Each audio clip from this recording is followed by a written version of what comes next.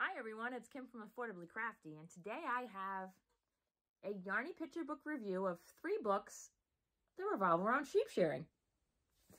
If you're new here, welcome. My channel is all about teaching you how to stretch your craft dollar and be affordably crafty. Please like, share, and subscribe.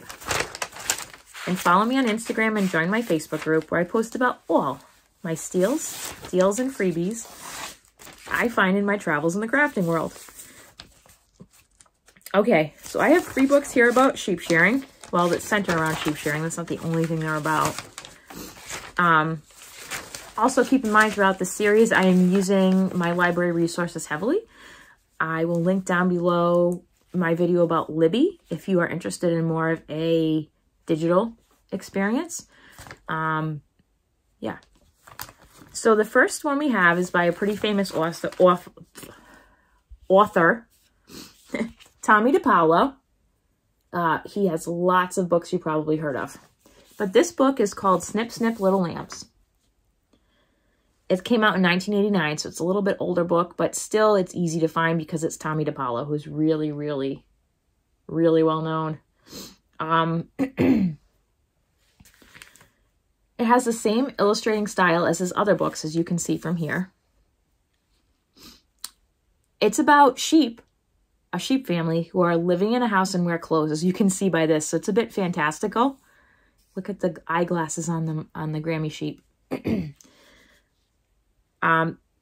talks about them waiting for the mud to dry to go outside, which is not realistic for sheep, but whatever. And that they're getting spring haircuts with scissors and a comb. So as you see here, scissors and a comb. And Granny ends up knitting them fluffy wool coats because it snowed in the spring of their wool, which is kind of odd. It's a cute story, but not accurate depictions, only shows the sheep family. So it's not like, it's like this is a fantasy story about sheep shearing. I would say it's probably a first grade level book, and it has more cartoon type illustrations. I enjoyed this. I would suggest it. It's not overwhelming with the words. See? Just like most of Tommy DePaulo's books, some of them don't even have any words, which I like because it really engenders a sense of the kids thinking about the story and what words they would put to it. So that book is really good. I highly suggest that. And I will link down below Amazon links to all these books if you are so inclined. They are affiliate links. The next book I'm going to talk about is Farmer Brown Shears His Sheep, a yarn about wool. This is a very, very colorful book with lots of illustrations that exhibit action, as you can see by this. This is by Terry Sloat and illustrated by Nadine Bernard Westcott. And this is by, is it DK Books? I love DK Books, if that's what it is. Doesn't say. I don't know. Edit that part out. It has brilliant colors. So it's very, very colorful. The shearing starts on the 2nd page. So it's right at the heart of the story in the beginning. The sheep want the wool back. So they basically follow this farmer around and keep asking for a sheep. So they're like peering at him through windows. And the farmer has a really funny personality. They show all the steps to processing wool. So they talk about wool washing on an old school washing board, hand combing the wool, biking it over to another processing plant,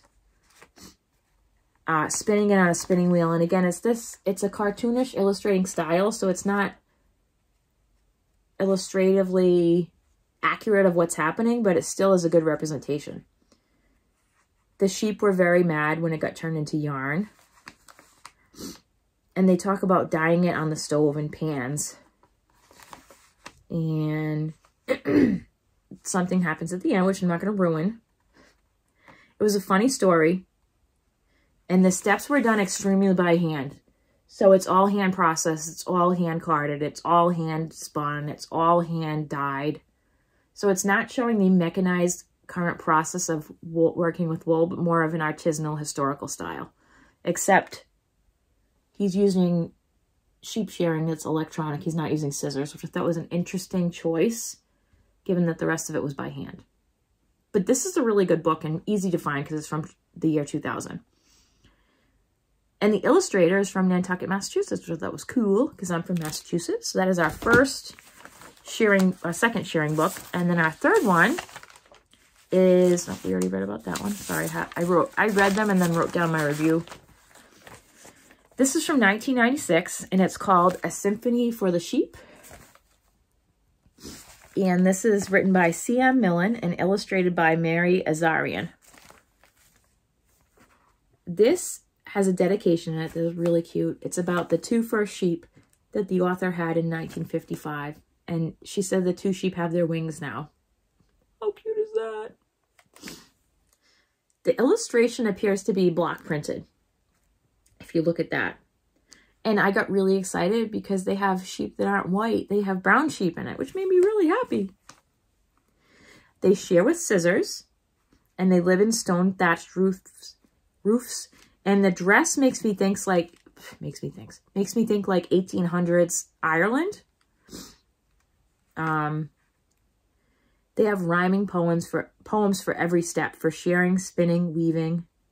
It's really, really cute rhyming poems. And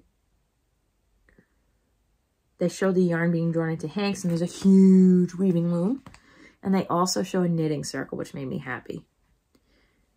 They also show traditional Irish instruments like the fiddle, the bodhram, and the, well, accordion.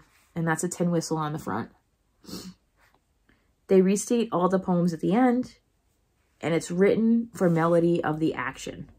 I thought this is a pretty cool book if you can find it. It's from 1996, like I said. But look at this picture of the weaving loom.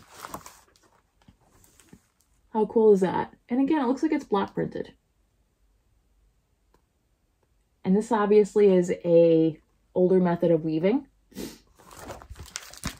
So those are the 3 books on weaving that I have found, the 3 Yarnie picture books. Let me know what you think down below. Of those 3, I think my favorite is Farmer Brown Shears His Sheep. Shears His Sheep.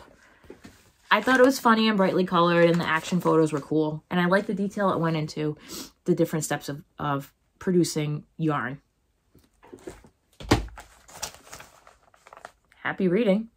Please like, share, and subscribe so your friends can learn to be affordably crafty too. And have a creative day, everyone.